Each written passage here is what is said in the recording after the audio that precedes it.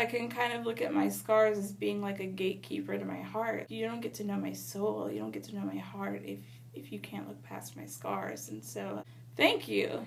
Like, you're doing me a favor.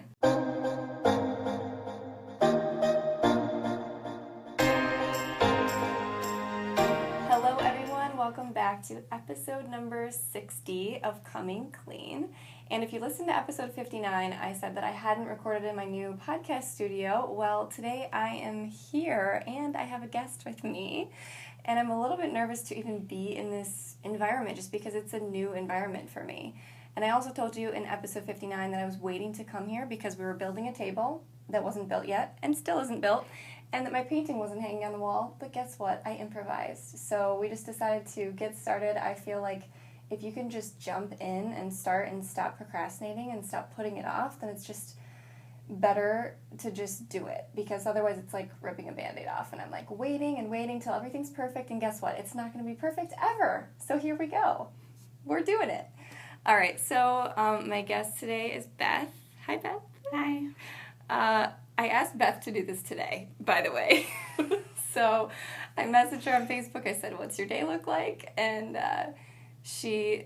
you said that you thought maybe I was messaging the wrong person when I asked you to do a podcast. Well, Kylie threw this message out on Facebook, like, hey, who wants to meet for coffee today? And I was thinking, like, a group setting, and I could blend in, and we'd be at Starbucks or something. And then she's like, yeah, so I'd like to interview you for my podcast. And I was like, did you send that to the wrong person? Like, did she mean to send it to me? Because I don't think, she interviews, like, really cool, awesome people. And I was just like, okay, we'll go with this.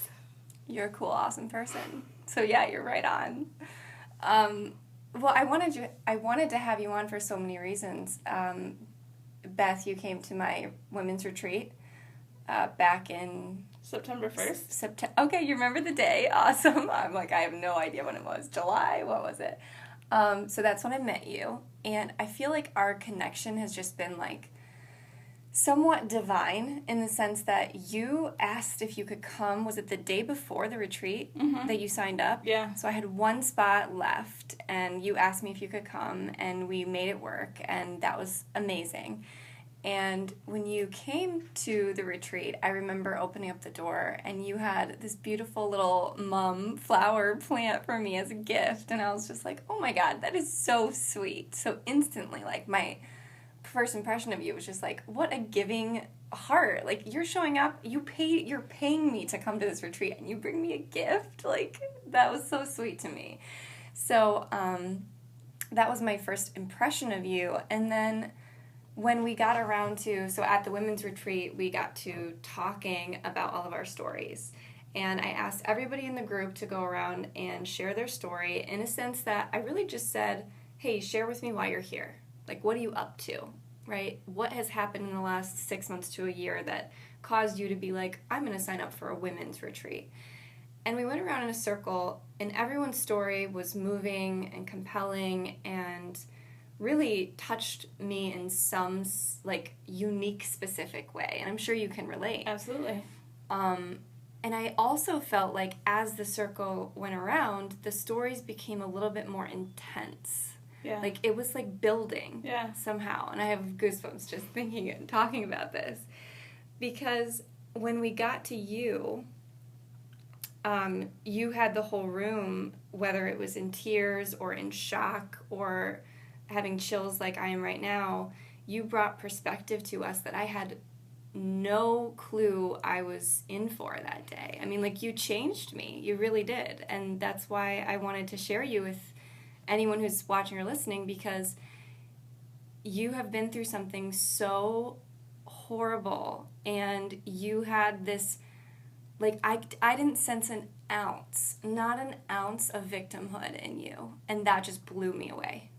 Absolutely blew me away. And it's even more so today. Like, you are just shining so bright. You are, like, expanding and growing and learning and trying new things, and you're just so inspiring to me. So I know that the listeners or the viewers are going to feel the same. So I guess if we could start by you kind of explaining in any sort of way. I'm sure you've told this story quite a few times, so you probably have it down of how to like package it, but you don't have to package it any specific way. Just start at wherever you think the beginning is of what you have gone through to bring you where you are today. Yeah, absolutely, Kylie. Thank you. Yeah. Your introduction was absolutely, I was like, wow. Yeah, so I messaged you to come to the retreat. So I had been silently Facebook stalking her for a while and just saw just a positive light and just, someone who's willing to grow and change and put themselves out there. And I really just liked the person you were and wanted to get to know you and wanted to, move forward. And I've been trying to do that since, I've always just wanted to help people. I've always wanted to move forward. I've had a lot of self-help books and just it never really connected or I did something that mattered. And when I saw your retreat, I was kind of like, this is the thing that I need, like to help propel me or push me forward, And you had one time talked about the Tony Robbins movie, I'm Not Your Guru, and I watched it, and I cried and cried and cried, and I took notes, and I have one of his quotes on my fridge, and yeah, I love that when you started your retreat, you're just like, cut the crap, just let's get down to like your soul. It wasn't like surface, like, hi, I'm Beth, and I'm 38 and I have blonde hair and blue eyes. It wasn't surface. It was depth. And I think a lot of times taking a cue from your leaders, just emulating what you want and what you want to be and showing it to other people. And you started out the vulnerability. You started out just sharing who you are and who your soul is and what you want to be. And it just set a level of depth that it wasn't surface. And it made it easier for everybody else. And so, like, as you shared, as we ran around the room, I could absolutely relate with things people had shared about past traumas in their own life. And prior to coming to the event, I was like, I was so sick and tired of being kind of the Debbie Downer in the room because I had been assaulted and affected by domestic violence, and I have visible scars on my face and my hand and my chest, and I was wearing a brace, and I didn't want people to, ask me what was wrong, and I didn't want to make the day about me and my trauma, and so I just really hoped like people wouldn't notice and I could slide under the radar. And then as it went around the room, it's like each person that shared, there was 1, 2, 3, 4, 5, 6 people that shared before me. And as it went around the room, as people shared about their own trauma, it's like they had a level of trauma that was just awful to them and for what they went through. And by the time it got to me, I was like, well, I guess my baggage, my stuff, my trauma isn't any better or worse than theirs. And so I was able to share where I was at that day. And so, I think emotional grief sometimes can be so much harder than physical pain. And a lot of times people don't know how to deal with it. And so I was in a relationship and marriage for 14 years. And I was married and divorced twice to the same person. And it just wasn't working. And I was seeing a private counselor, and he was helping me with some tools of how to deal with that emotional pain, that grief. And I had been working on that and trying to get healthy and trying to do the next right thing. And I saw, I started into a recovery group, and I'm a recovered alcoholic, and so I just was trying to live a spiritual life and do the next right thing, and I was in a relationship, and out of nowhere, one Thursday night, we were out to dinner, and I was assaulted. And I was stabbed over 20 times. Trigger alert, by the way. Sorry, forgot to say that.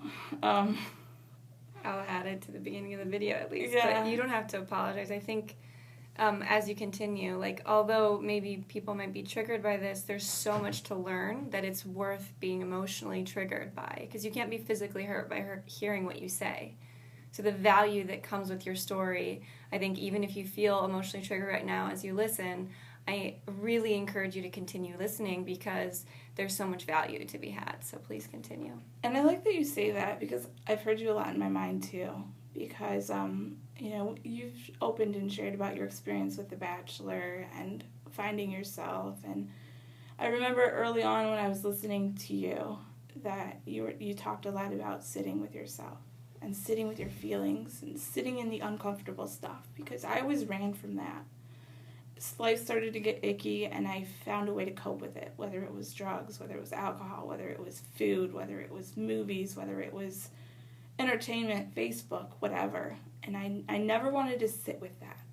And I wasn't okay sitting with that, and I ran from it for a really long time. Mm-hmm. So a lot of times your voice spoke in my head, and when things got uncomfortable, I sat there and I felt it, and I went through it, and through mindfulness and through prayer and meditation and through just growing, I was able to, sit through some of those uncomfortable moments and things and time. And so, I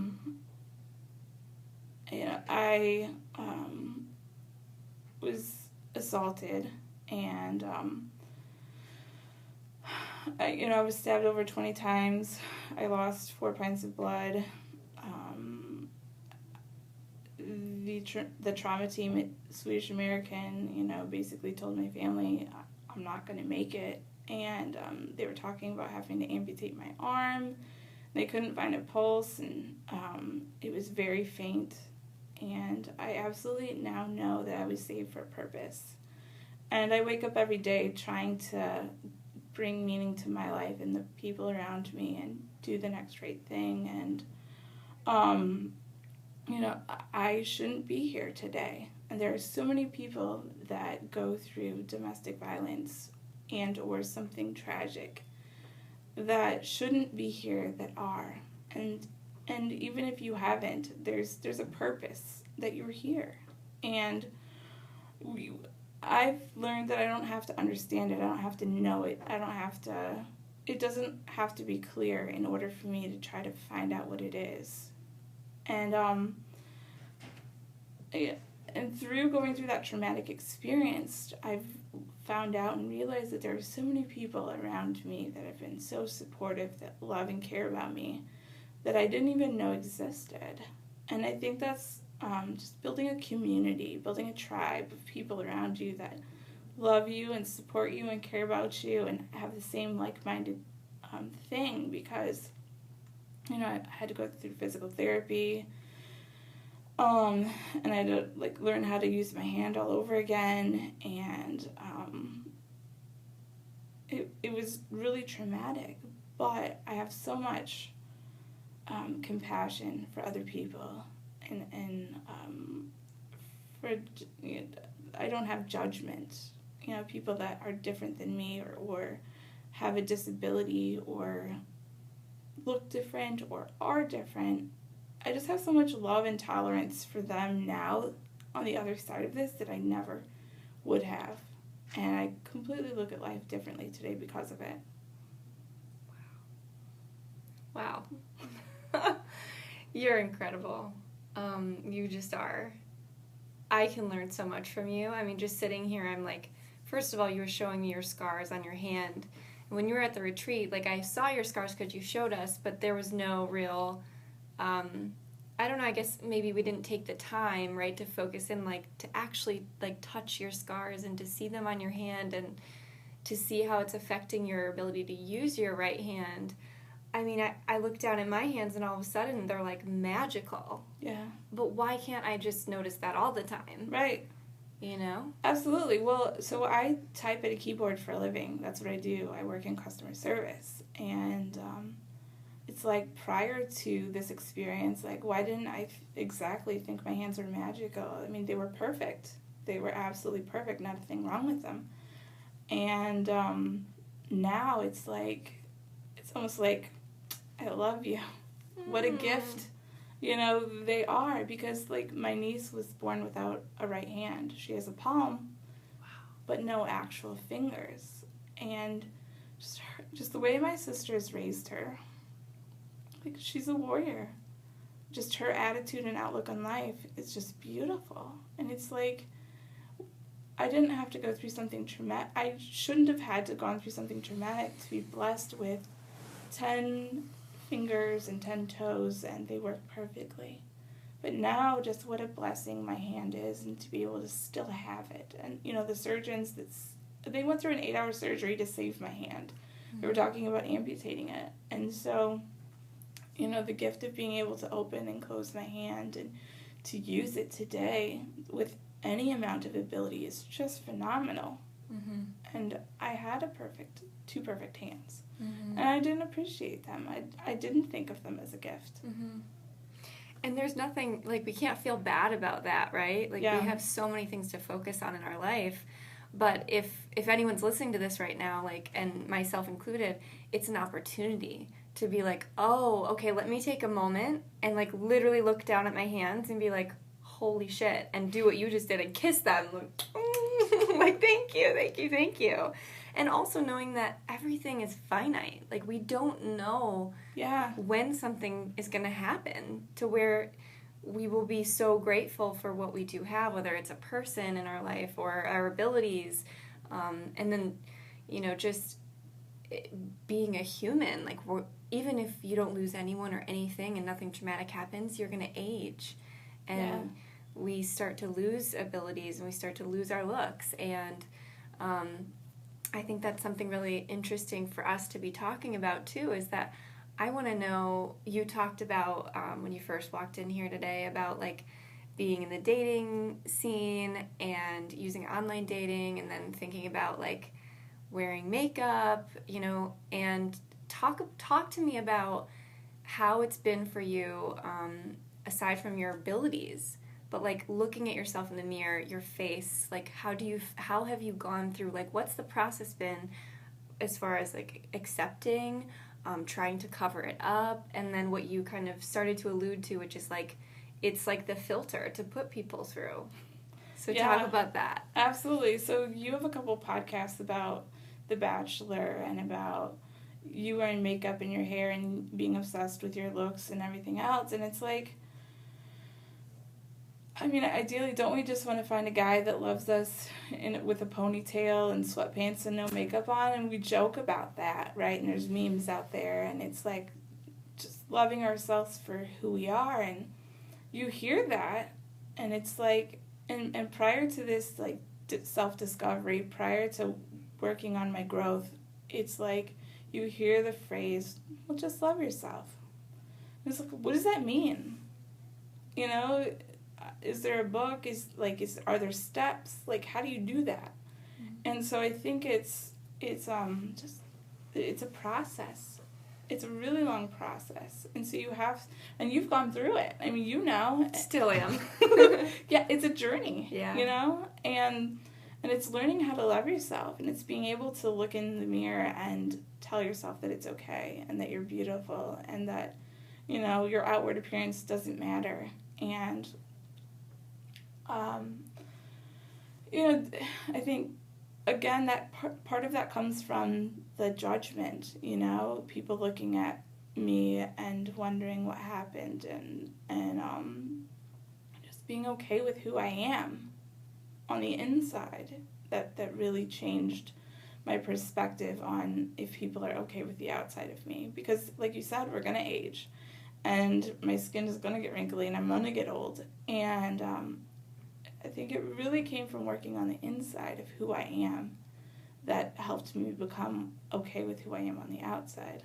And so we were talking about, I'd gotten a comment from a guy talking about my scars, and he was asking in an insensitive way, and I started to get offended, and then started looking into ways of like how to like cover up my scars and makeup, and 98% of my life I don't wear makeup like on the day-to-day basis to go to work or to go grocery shopping. I don't. It's pretty much like lotion and chapstick. I feel ya.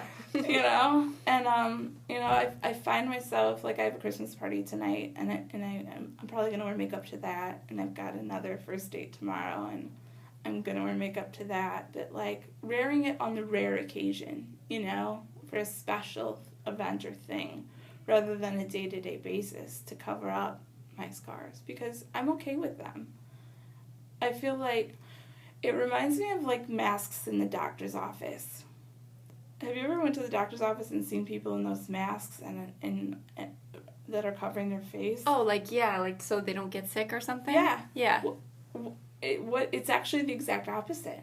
So they're wearing them for the world's protection, for everybody else's protection. They're wearing them and looking absolutely ridiculous so they don't infect you. So that their actually ridiculousness is a gift to you, so they don't pass their germs on to you. So they walk around looking just funny, right? Because it does look funny. But they do it as a gift to you, so that way they don't spread their germs to you. And so it's kind of like the same thing. It's like I felt like I needed to wear makeup. I felt like I needed to cover my scars in order for you to be okay with looking at me. I don't. I really don't. But I felt like I needed to, like, get dressed to go on stage to, like, for you to be okay with me. And you being the world. Yeah. Like, for the world to be okay with you. Yeah. And I think that goes back to people-pleasing and acceptance and judgment and, because it's like, well, if you just get to know me, you probably like me, but I have to get you to be able to be okay with getting to know me. Mm-hmm. And so I've got to, like, cover my scars, or I've got to do my hair, or I have to, do something. And if you just spend, like, an hour in the room with me, you'll probably eventually like me. But it's kind of like a sales pitch, being able to, like, get in the door. And once I'm in the door, it'll be okay, but trying to get into the door sometimes, not having it slammed on your face, is a challenge. Mm-hmm. Yeah, and especially when it comes to dating, but that's why I think what you said before we started recording is so powerful, because if it is difficult for a guy, or if he's just not curious enough to talk about it and ask, then it probably shows a lot about his character, and it's a really great way to be like, see ya, next. Yeah, so exactly what we were talking about, it reminded me of that I was saying that, my scars are actually doing me a favor.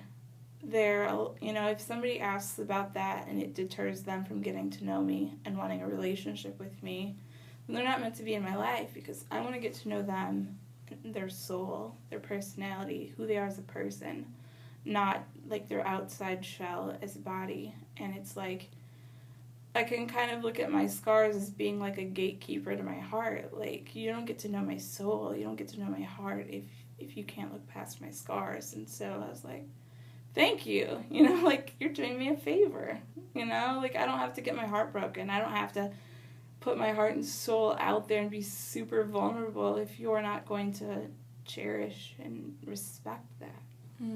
That's beautiful. I love that. And I think it's so cool that you can view it that way, because it is that, but only if you view it that way. Because you could also view it in the victim mindset of like, well, great, no one's going to like me now because of this. And it's like, no, that's not true. Some people won't, and they suck. Or they're just not right for you, right? They're going through their own thing. But if you can find the one that's like, hey, let's talk about this. I want to know what you've gone through. And like, wow, you're really strong and really resilient and really optimistic and all of these things that you are. And then it becomes a real relationship, which is all that you want anyway. Yeah. So I want to shift gears a little bit, and I want to talk about your mindset. And I'm guessing you haven't always been this way, and that this played a huge role. But I want to ask you one thing. Did you start to listen to my podcast and find me before this happened or after it happened? Before. Before. Wow. Okay. And then what, like, if you were to give, like, just, like, what do you do to keep yourself going? Meaning, like, everybody has, whether they've gone through something traumatic or not, everyone's dealing with the one game, and that's the mind game. Everyone, myself included, we deal with self-doubt. We deal with the inner critic, super loud. We deal with fear of being judged. We are really hard on ourselves. So how do you deal with this on a daily basis, and what practices do you have, if any, that are helping you kind of stay on track and continue to grow? I have just been blessed and lucky that I've always had a positive outlook. So you feel like you've always felt this way? It's like pretty positive. To an extent. I've always loved motivational quotes. I've always, tried to look for the silver lining in a cloud. And then I think through going through this traumatic experience, it's absolutely helped me go on the other side and just, like, magnify it and really look into it. And it's like, now that I'm an adult, I can do whatever I want, right? And so it's like, if I want to go to a dancing class, if I want to take a painting class, if I want to read a book, if I want to travel, I'm absolutely allowed and okay to do any of those things that I want. So I've always tried to, do something that mattered or made a difference, but I didn't know how that was. And I'm going to keep referring back to some of the things that you've said and done, because I think they're so awesome. Like you talked about being the one. And it's like, you don't have to go out there searching for the one if you're that one yourself. And I love that concept, because you're going to spend a lot of time with yourself, and you're going to be alone with yourself, but that doesn't mean you have to be lonely. And I think getting to know who I was and what I want was part of loving myself, was part of that self-discovery. And so I think it's a growing process, and it's a journey that I'll be on the rest of my life, and that I look back and the start of my childhood, and my mom's been, like, always influential about just going out and doing things, and my dad's been influential in being so hardworking and honest and kind and would do anything for anyone. So they've both set just a really great example of just that giving spirit, that giving attitude. They've always been givers. So I've had that, shown throughout my whole life, right? And so I like that you talk about being the one. And it's like, if you're giving to other people and giving of yourself, then they'll give, and you'll both be fulfilled and happy. And so it's through reading, and I think it's being open-minded. And so it's like, just because you're of a certain age or race or gender or religion, not being closed off to reading or learning about other things. And I think that the universe places people in your life that you can grow from and learn from, and it's just a culmination of everything. It's just being open when, instead of being so consumed with your phone when you're at a coffee shop, talking to other people, being aware of things around you. I love talking to older people.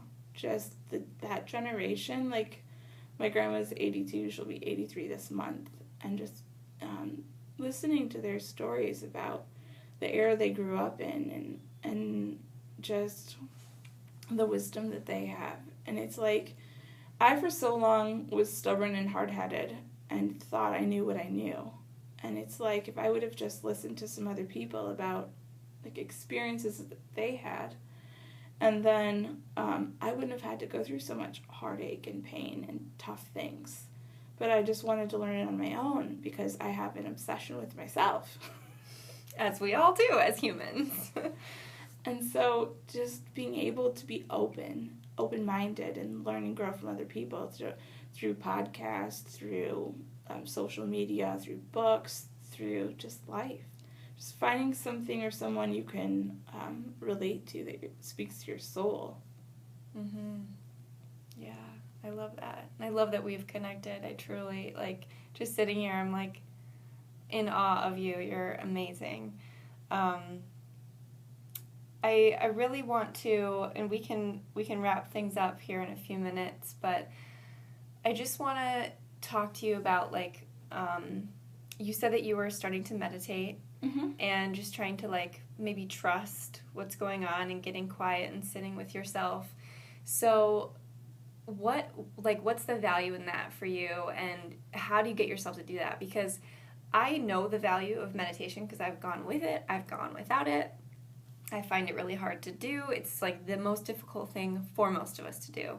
And I teach painting classes and workshops, and we did this at the retreat. And I always tell them, like, you might be afraid to paint, but, like, this is much harder to do, is to just sit there and do nothing. So what has been your experience with meditation? And I use air quotes because I don't even like to even call it that because I think it scares a lot of people away. But what's your experience on just getting quiet and being with yourself? And I'm asking this for myself too because I know I need more of it. So, I absolutely agree, because I think when you throw air quotes, quote unquote, a label on something like prayer and meditation, it shuts people off and turns them down. They're like, nope, that's not for me. And I think it's so I have a belief in a higher power, which I call God, but I really like, everybody can have a belief in something that's greater than themselves. And I think a conversation or just talking or thinking to that higher power that's greater than themselves, you could label as prayer. And sitting with yourself quiet, some self-discovery, could be then labeled meditation. So it's really, being not afraid of what somebody else labels it. So you can get to know it however you want to. And so prayer to me is talking like we are to something greater than myself, which I call God. And so, talking about my thoughts and my desires and my dreams and my goals and asking for help and purpose for my day. I read a book every day, and it talks about just having a conscious contact with something greater than ourselves and asking for help to be divorced from self-pity and self-centeredness, and putting the focus on helping others and being useful and doing the next right thing. And so it talks about doing some meditation or getting quiet with yourself. And so to me, when I sit with myself without distractions, because we have so many distractions nowadays, Facebook and kids and so many things to go to and so many things pulling us in different directions, that when we sit quietly with ourselves, we can actually hear ourselves think and and I think this conscious contact with something greater than ourselves can bring in different thoughts and ideas into our head we wouldn't have thought about or not thought about. And it just really gives you a chance to slow down and kind of get centered, and it just brings a peace and a serenity that wouldn't normally be there. And I think a lot of people think it might be weird or don't know how to do it, or they're doing it wrong, because I didn't know how to pray. I thought that I was doing that wrong, and I didn't know how to meditate. Like, I'm not a yoga instructor. I'm not a Buddhist. I'm not, I haven't been certified in anything. So, but I got on YouTube, like, how to meditate, and there's videos out there. And it's really just sitting somewhere, and you can turn on music or not turn on music, and you can light some candles or not light some candles. You can sit, on the floor or in a chair, like whatever works for you. But I think it's just, again, it's self-care. It's taking time for yourself, and that's, again, building back into that learning how to love yourself. And when you do that, it just, for me, it like refreshes my soul. It recharges my batteries. It's then that power greater than myself kind of talking to me, through me, through ideas or thoughts, or just being able to be like open to other things throughout the day. Mm-hmm. I love all of that, and like I said, I've felt the power of it, and it's so true. Like you explained, it's almost like hard to put into words, but that serenity, the clarity, the almost like you push past all of like the mess, or like I talked about the retreat, like you go through the woods and there's a clearing that you're like sitting in the clearing and you're like, I didn't even know this was here. Like it feels so clear. So what does that, for those of the people that are listening and they're like, okay, well that sounds nice, I want to do that, how do I start? And I love that you said, I would have said the exact same thing. It's like however you can get started, right? Like sitting, lying down, like music, no music, it doesn't matter. Guided meditation, not guided meditation. There's so many ways to do it, but the important thing is to just do it. But how does it look for you? Like how often, like to get really tangible, like really like breaking it down, how often do you do it? How long do you do it for? What do you talk out loud when you do it? Do you journal? Do you listen to a specific guided meditation? What does it look like for you, or does it change? So I love that you said that, and it kind of reminds me of your studio that we're sitting in. You know, like you thought it had to be perfect before you could do anything, and it's like just do it. And so it's like you don't have to have the right. So okay, I thought. I watched a movie and I thought I had to have a prayer closet. I thought I had to have a meditation corner. You know, I've got to have like this mandala rug with these like beautiful colors, and I had to get some candles, and I had to like have this space set up, right? And it's like you don't. It's like that would be nice, but we don't have to. Yeah, so it's like it's really anytime, anywhere. It's like, you know, sometimes I'll do it in my living room. Sometimes I'll do it in my bedroom. Sometimes, you know, I'll go for a walk and I'll be walking and it'll be outside. So it's like I love getting in touch with nature, but it's like there is no right or wrong answer. It's like it and it really depends on the day. Like I try to get, so here's the goal and then here's what happens, right? So I try to get up early before work every day. And I try to spend at least 20 minutes. So there's a goal, right? Every day, 20 minutes. And sometimes it's not every day, and sometimes it's more than 20 minutes, and sometimes it's not 20 minutes. Sometimes it's like 2 or 3.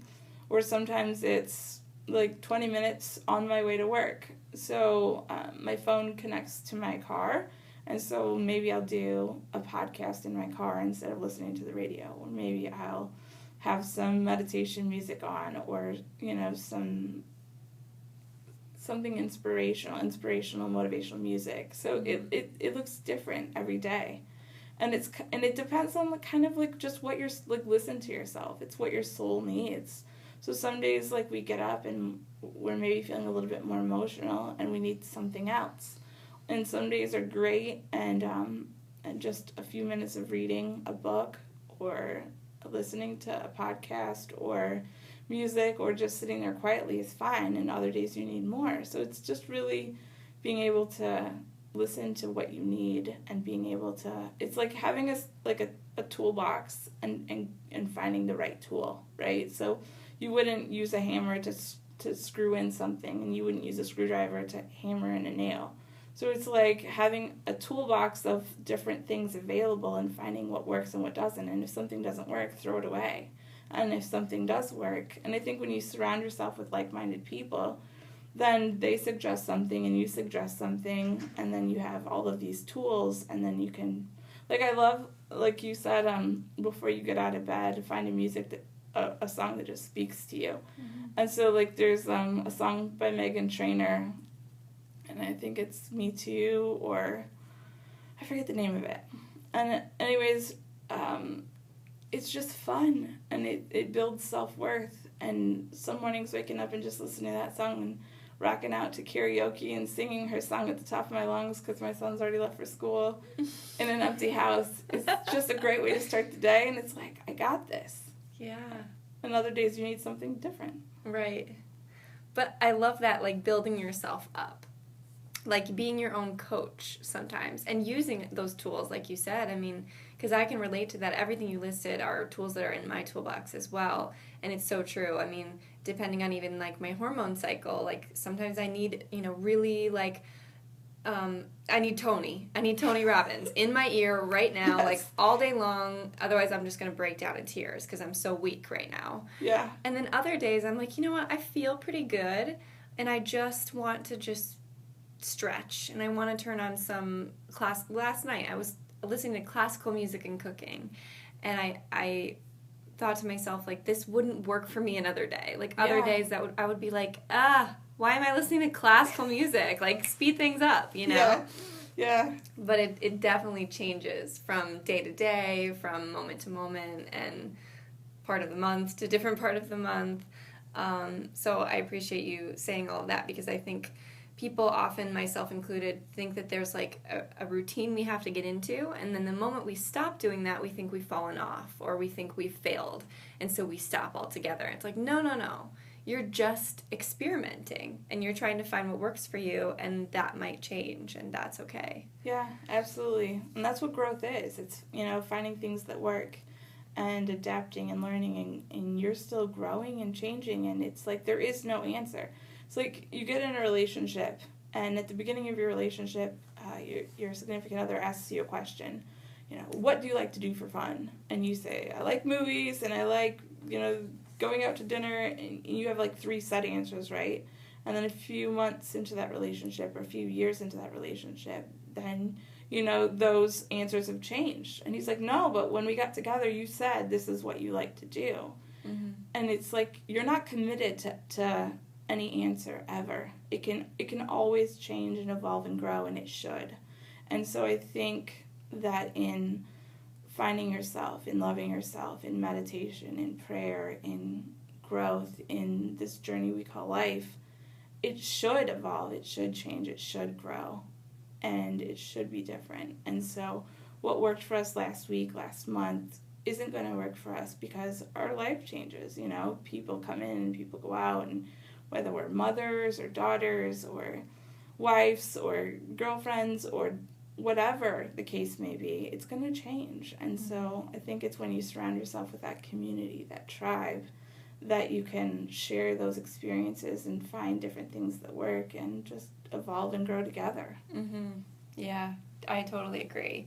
And I don't think that I think when I was going through my transition of like, I call coming clean or waking up, I was unsure of who that tribe was and what it was going to look like, because I was changing.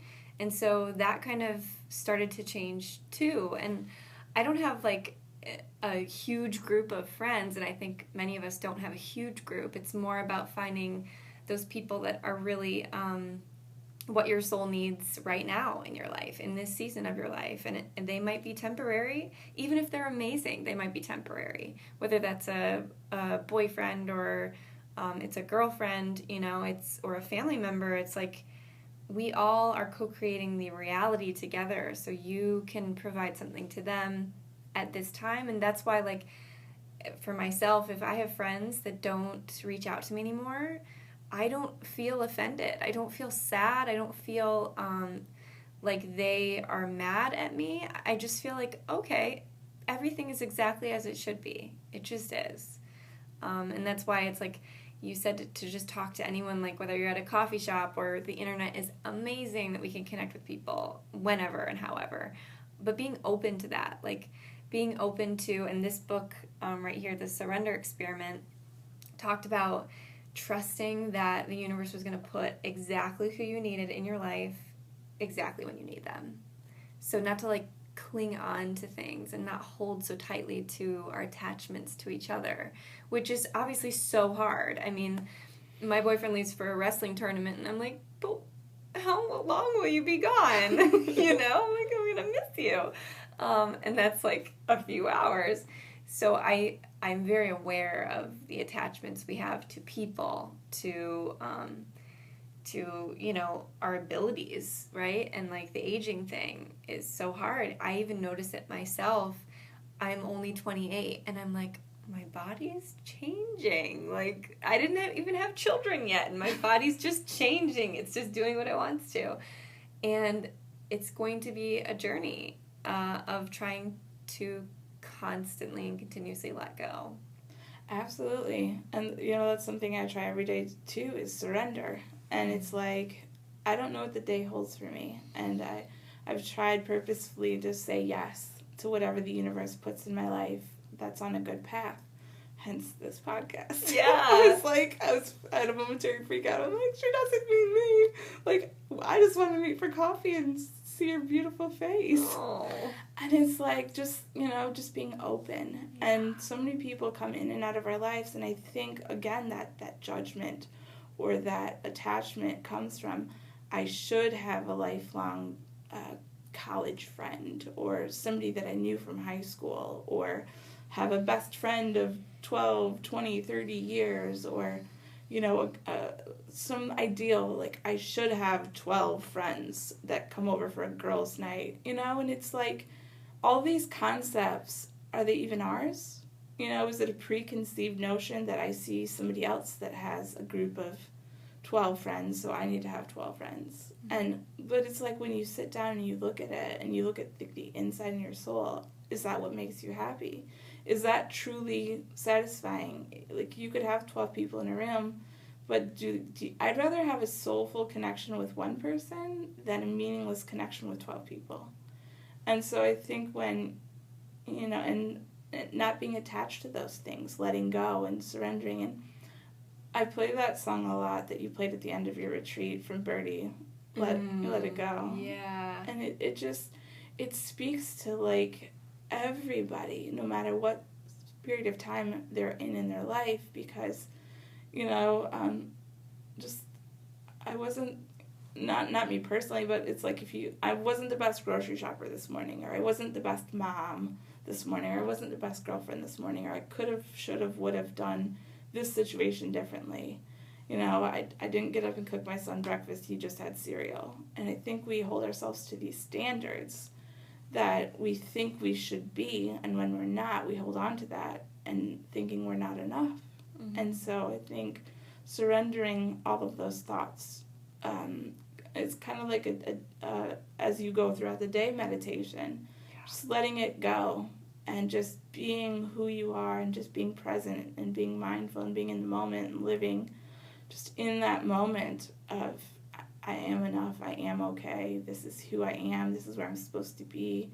And if people come into my life, great. If I see that old college roommate, awesome. If not, I wish them well. I wish them like namaste. I wish them happiness. I wish them joy.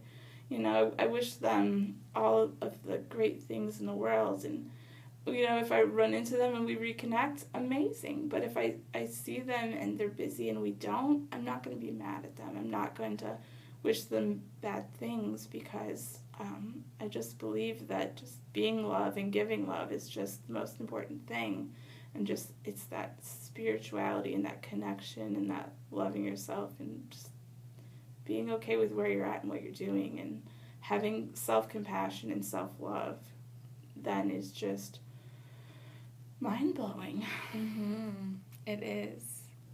It changes everything, because like what you just said kind of encapsulates, and I couldn't have said it better myself. I feel the exact same. Like, the reason I talk about letting go of gossip is because when someone talks about, like, oh, did you hear about what so-and-so's doing, or did you hear this, it's kind of like gossip is, I think, based in concern, and sometimes genuine concern, but oftentimes just either one, filling space, or two, coming from a place of fear of like, I don't have anything else to say, so let me bring something up so that I matter, or so that we can, it even is a way to bond. But when I feel that coming up, or I hear that coming up, I say exactly what you just said. Like, I don't know, but I hope, I wish them well, right? I just send them love.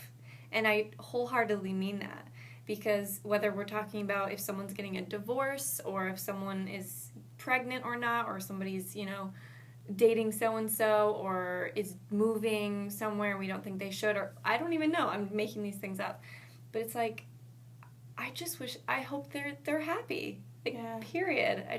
Or I hope that, I not even hope, I trust that they're on their journey, and that's beautiful, and they're doing whatever it is they need to do to find themselves, and that's it, because I know life is hard. Yeah. Like, I know that from my experience, like, if anyone wants to judge what I'm doing, like, I'm living at my boyfriend's parents' house. I'm 28 years old. If I wanted to live in shoulds, I should be in my own home. I should be married with kids. It's like, I'm not doing anything that I should be doing. And a cute puppy. And a cute puppy named Rex, right? Yeah, my French bulldog. Where's he at? Here, Rexy. Yeah, sometimes I do that. But it's like, I know that life is messy and you can't plan it and you can't always explain it. Like, I can't always explain what's going on, but I know what I'm working on, and that is to feel good in my own skin, and like you said, to trust that you're where you're supposed to be. Like, that's what we're all after, and that's my number one goal, is to just trust where I'm at. And so I just hope the only way that I can help other people and the only thing I can offer other people is to trust that they are exactly where they're supposed to be too. Yeah. Well, and something I just discovered recently that I'm just really living as a mantra is trust the process. Mm-hmm. So this thing called life, it's not an accomplishment. It's not a point that you'll get, something done. It's not something you can check off the list. So it's a process, and it's being okay with where I'm at in the process. Because it's like you study for a test and you take the test and you ace it, and it's like, yes, and you feel a sense of accomplishment. This isn't a test that I can ace. It's nothing I can study for. It's always going to be a process. And I think it's really hard just sitting in the middle of something that's a process. It's always evolving and changing. And I think that's where that comes back to just being okay with myself and sitting in some of that uncomfortability sometimes, that just trusting the process, that I'm where I'm supposed to be and doing what I'm supposed to do and learning and growing and evolving and changing and just loving myself and people in the process. Mm-hmm. Yeah, I love that. One thing that I want to touch back on before I forget, what is the book that you're reading that you say that you read every day? So it's a Alcoholics Anonymous book. It's Alcoholics Anonymous. It's AA. Okay, so they give it to you, and it's like a motivational or inspirational thing. Yeah, so it's a program based on 12 steps, Mm-hmm. and Dr. Bill Wilson is in it, and it was written back in 1939, and it's basically the best self-help book I've ever read. Like, wow. It's 12 steps basically to improve your life, no matter what you're going through or what's going on in your life, and it just helps me get out of myself and helps me be useful, and it's really just changed my life and my perspective. So is that where you learn this phrase, or is that where you have been reminded of this phrase, take the next right step, Mm-hmm. or do the next right thing? Okay. Yeah. I love that. Do the next right thing, because it just simplifies it. Like, instead of being overwhelmed to be like, I need to change my whole entire life, it's like, no. Just do the next right thing. Yeah, I mean, life's a series of choices every single day. Do I have a water or a large Coke at McDonald's? Do I, wash the laundry now or later? Do I call a friend now or later? Like, every single day we make a series of choices. And it's like, I don't have to have my whole day planned out. I don't have to have my whole life figured out. I don't have to, I don't have to be Tony Robbins. I don't have to be Oprah or Ellen or, maybe those are goals or things that I, want to be. I want to be enlightened. I want to be spiritual. I want to be happy. But how do I get there? And it's doing the next right thing. Every choice that I come to, every fork in the road, it's doing the next right thing. That's, that's integrity, doing something right when no one's watching, doing the next right thing. Wow, that's amazing. I love that. Chills again. Look at how much hair I have on my arms, and now it's standing straight up. I think that's a great place to end on, to kind of wrap up. Although there's so many more conversations that I would love to have, but I think that they are episode worthy, meaning separate episodes.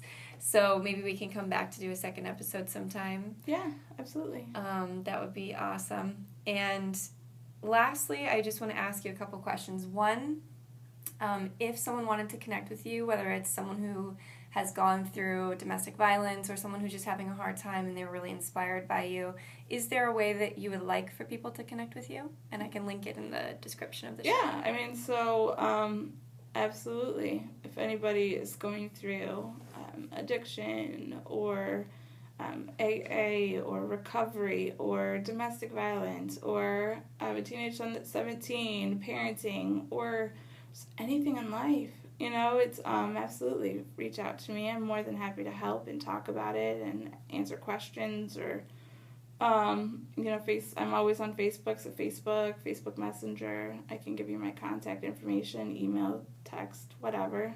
Okay. No problem. We won't get too invasive. We'll leave your phone number to you. But I love the Facebook thing. I'll get your Facebook link from you, your email potentially too. That might be helpful for people who don't have Facebook. So I'll link all of that in the description of the show. And then my last question is, if you could have someone or have whoever's listening know one single thing, what would it be? In one sentence. Trust the process and love yourself. And if you don't know what that means, research, you know, Google, YouTube, whatever resource, you know, Encyclopedia Britannica. I've got a set, you know, just looking up what that means to you, because loving yourself means something different to each person. And so just finding who you are as a person and loving that person, loving yourself is the biggest gift you can give to yourself. I love it. Thank you so much. You're welcome. Thank you, Kylie. Oh, it's my pleasure. We'll see you again next time.